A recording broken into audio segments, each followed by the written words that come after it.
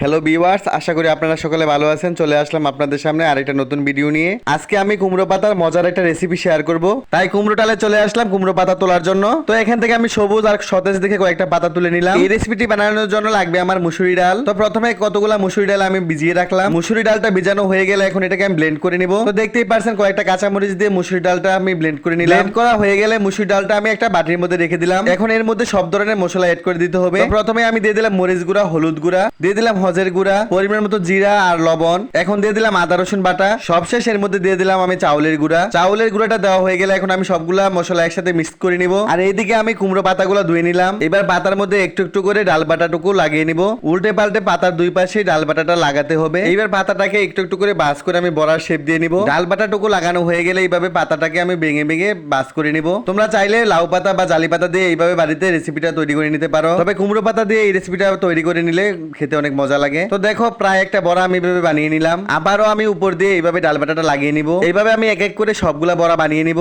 আমি আজকে এখানে 4-5টা বড়া বানাবো। যেহেতু আমি একাই বড়া খাবো তো আমার জন্য 4-5টাই যথেষ্ট। ফাইনালি দেখো আমার বড়াগুলো বানানো হয়ে গেছে। সবগুলা বড়া বানানো হয়ে গেলে দেখো এগুলো অনেকটা শুটকি বড়ার মতো দেখা যাচ্ছিল। এইবার চুলার মধ্যে একটা প্যান বসিয়ে দিলাম। প্যানটা হালকা গরম হয়ে আসলে এর মধ্যে তেল দিয়ে দিলাম। আর এখানে তেলটা গরম হয়ে আসলে এর মধ্যে বড়াগুলা দিয়ে দিচ্ছি। একটা একটা করে সবগুলা বড়া আমি কড়াইয়ের মধ্যে দিয়ে দিলাম। প্যানের মধ্যে বড়াগুলা ভাজার সময় যেই পাশে ডাউলের অংশ কম ছিল সেখানে আমি আবার ডাউলগুলা দিয়ে দিচ্ছি। তো এইবার মিডিয়াম হিটে এটাকে একটু পর পর উল্টে পাল্টে নিচ্ছি। দুপাশ মুসমুসে হওয়ার আগ পর্যন্ত এটাকে আমি ফ্রাই করে নিব। আর একটু পর পর উল্টে পাল্টে নিব যাতে করে পুড়ে না যায়। 5 মিনিট ভাজার পর বড়াগুলা কালার এরকম হয়েছে।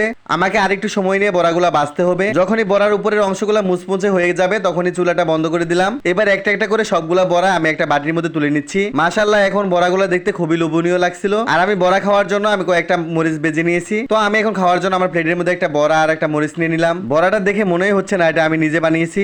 বড়া থেকে ডালের একটা সুন্দর গ্রান বের হচ্ছিল। এবার আমি গরম ভাতের সাথে একটু করে বড়া নিয়ে মাখিয়ে নিলাম ভাত। আর সাথে নিয়ে নিয়েছি শুকনো মরিচ। সবকিছু মিলিয়ে কিন্তু আজকে বড়াটা খেতে দারুণ লাগছিল। বড়াটা এতটাই মুচমুচে হয়েছিল যে একদম দরার সাথে সাথে ভেঙে যাচ্ছিল। তোমরা চাইলে এটা এইভাবে বাসায় একদিন রান্না করে দেখতে পারো। আমাদের বাড়িতে এটা প্রায়ই রান্না করা হয়। তোমাদের কাছে আমার এই রেসিপিটা কেমন লেগেছে অবশ্যই কমেন্টে জানাবে। তো আজকের মতো যাই, দেখা হবে নতুন কোনো ভিডিওতে নতুন কোনো দিন। সবাই এই পর্যন্ত ভালো থাকবেন। আল্লাহ হাফেজ।